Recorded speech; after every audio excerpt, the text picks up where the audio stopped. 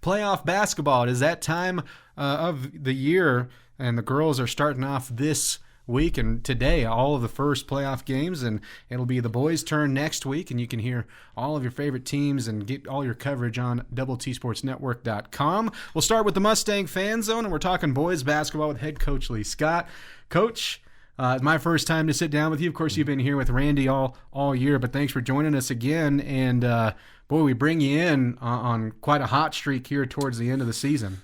Yeah, we won 5 of our last 6 games. We had a tough one. Honestly, could have been 6 of 6. We just let one slip away. We had against Tascosa last Tuesday. But other than that, my kids have been playing really tough, been playing really well together, and playing for each other, and that's been the difference for us so far. And, you know, it's great to see that immediate turnaround within a season. Obviously, rough start, 2-7, now 7-8 in district play. The playoffs are out of contention, which I would think would make it even harder to motivate a team and get them to start playing the way that you want to see fit. But has that been player-led? Is there anything different from the coaching side to kind of get on this hot streak you guys have been on?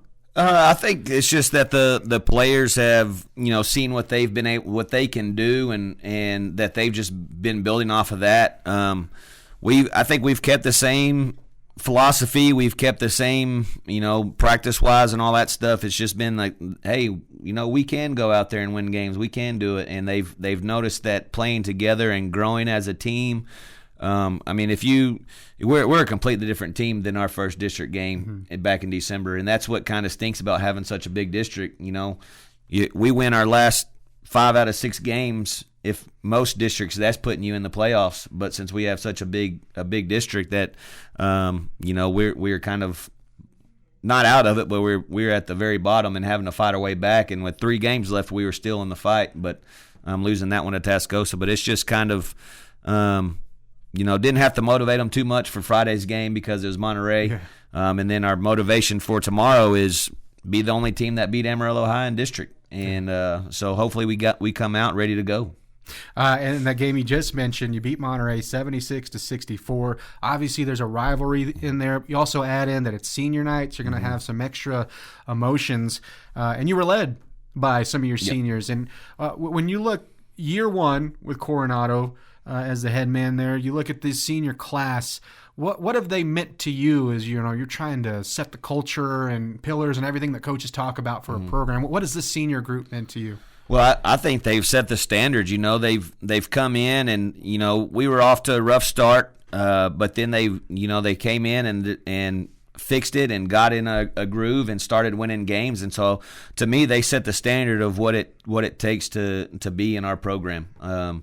They come in, they play hard, they practice hard, they do what they're supposed to, and that's like they could have easily sat there and said they didn't want to play on Friday. They just wanted to go out there and goof off, or like I'm going to try to go get mine, but they wanted to play as a team and wanted to get the win, and so I think they set the standard, they set the tone of what it's going to mean to be a part of Coronado basketball in the future. And that I'm glad I had those guys to come in. Like Dom had a double-double with rebounds and points, and he just was ferocious down there. And so I think guys can see, what they can accomplish and what they've accomplished and what it takes to get there. And so now the rest of it is, well, they set the standard. We had 2 games left, or 3 games left, and we were in the fight. Well, now we're going to be in the race from now on every year. I have to make sure Coach Davis isn't listening to this, but you guys also in the rivalry game, you get to play a little bit of spoiler. They were going to need some help, but eliminate them from playoff contention too. But, it looked like the environment over there for you guys was great. Obviously, when these two clash, it's going to mean something regardless of what the records are. You guys come out on top 76-64. Take me just through the win and what it took to beat Monterey. Yeah, so that was kind of a lot of our motto going in was, it's senior night. It's the last home game of the season, and it's Monterey, and on top of it off, we can knock them out of the playoffs. And so that was kind of our stuff all week long, and the kids bought into it. They did what they're supposed to, and it was close back and forth at the beginning. And then we kind of took, I think we took a 3 or 4 point lead going into halftime. And then honestly, we had a little momentum shift to where we had just gone up 6, had gotten a stop. We were about to go down and hopefully go up 8 or 9, and the referee stops the game and kicks out our whole student section. And so with even on top of that, then we get a technical because we didn't get our people out fast enough. So instead of us going up 6 or instead of us going up 8 or 9, now it's a 4-point game because they made both of the technical free throws and they get the ball back. So we could have very easily sat there and said, man, this is a bunch of crap or whatever, blah, blah, blah. But they gathered together. We rallied the troops. We got the stop, went down and scored and made it a 6-point game again. And then from then, I don't think they got closer than that after that. So it kind of just fueled us a little bit. And with it being senior night, that gave Dom, Notorious, and Abe a little bit more of a fight to go get it and make sure that they didn't lose. Because Dom was telling me before the game, he goes, we're ready. We lost to them in football, and they beat us earlier this year, so we're going to end on a win against them, and that's what they did. The old kick out an entire student section plus technical play. Yeah, kind of use a little Grant McCaslin job right there. Fired up the kids a little bit. So. Well, we're going to take our first break here. We'll keep talking about that win and also take a look at tomorrow night's matchup at Amarillo High. As you mentioned, a chance to do something nobody else has done in the district against a very good Amarillo High team. We'll also talk about those seniors just a little bit more. It is the high school fan zone here on 100.7 The Score. We'll be right back with more next. Diving headfirst into Coronado athletics. You're listening to the Mustang Fan Zone on 100.7 The Score and the 100.7 The Score mobile app. Welcome back to the Mustang Fan Zone here on 100.7 The Score, TSportsNetwork.com, and the 100.7 The Score mobile app, brought to you by Happy State Bank. Clint Scott talking with head coach Lee Scott. A couple of Scotts here behind the panel tonight. I'm in for Randy Rosetta. We're talking boys basketball there for Coronado. And Coach, I wanted to bounce back to the seniors. You mentioned some of the names like Notorious Watson and Don Parrish and Abe Ragland. And they helped get a big win over Monterey for the rivalry, but also have helped turn around the season and win a bunch of games here in the back half of the season. But when you look at those guys individually, what stands out to them when you're going down the list of those names and others that I've missed? Well, they're just competitors. Notorious, he goes out there and he's our leading scorer, and he's going to go out there and do what he needs to offensively, but he also is usually either guarding the leading scorer or the second leading scorer for the other team. And then you have Abe Ragland, who comes in there and he sets the tone defensively, and he's guarding the leading scorer or the second leading scorer. Notorious and Abe, they usually just flip-flop. They can switch and all that type of stuff on the defensive role. And then you have Dom coming in, who fights down low day in and day out and has to battle with their big man from the other team on the offensive end and on the defensive end.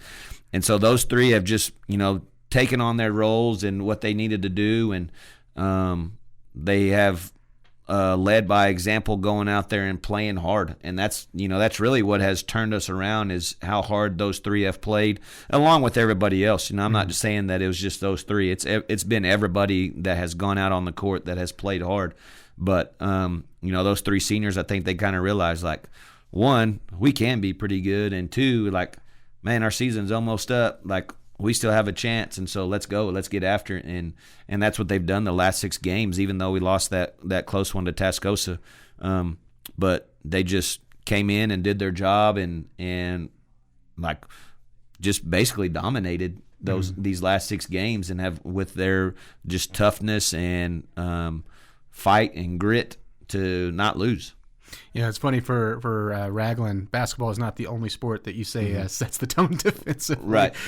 When you look at multi-sport athletes, is that something you guys encourage, or is it if they want to play multiple sports they will? But I know a lot of coaches will say, hey, it's good for you as an athlete. Right. Yeah, it's definitely something that we encourage. We never want to tell a kid don't play a sport. Like, you only have one high school career, go play all your sports that you want to play. And the thing is too is, like, college coaches want to see how they do in other sports, because they may be the stud in football, they may be stud in basketball, but how do they do when they're not the stud? They go out there if they're the stud on the football field, and they come out on the basketball court and they're the 6th man or 7th man or 8th man or maybe even 9th or 10th. They want to see, how are they acting on the bench? How are they acting when they get to come in and not play as many minutes? Because they want to see, are they a great teammate, or is it just because they're the starter that they're a great teammate? And then the other thing too is the college coaches want to see how competitive they are. Like, you're competing in basketball season. Well, now, are you doing anything else? Okay, you're going to go to baseball or track. Well, how much of a competitor are you? We want to see that. We want to see what you can bring besides just the sport that you're going to play college in. Yeah. And so we definitely push athletes to play multiple sports. There are some that don't, and that's not saying they're wrong, but we want to give every student the opportunity to play all sports that they want. So that's, and sometimes it carries over. They win in one sport, and then it carries over to the next sport, and they just become a winner, and they lead the other guys into winning just because that's what they do in their main sport, and they just keep that momentum or keep that energy and enthusiasm into the next sport that they may not be the stud at, but that competitiveness and their character just brings in that winning formula to help each other out. Winning formula, you guys have found that here in 5 of the last 6, looking to roll that over to a very talented Amarillo High team. What's it going to take to win tomorrow night? Oh, it's going to take a lot, but something we can do. We held them to 2 points in the first quarter the last time we played them, and then they jumped out and got up 10 at halftime, and then it was basically an 8 to 10 point game the rest of the time. So we played with them for 3 quarters. But it's just going to take mental toughness. It's going to take fundamentals. It's going to make sure we're playing defense and talking and communicating and knowing where they're at the entire time. We're not going to be able to slack off at all defensively. And then on the offensive end, we've got to take care of the ball, because they're not going to sit there and take any bad shots, and we can't take bad shots. Coach, I hate to cut you off here, but I've enjoyed our time. Yep. Thanks for sitting in. I appreciate it. This is the Mustang Fan Zone. Good luck tomorrow night. Appreciate it. Back with more next on 100.7 The Score.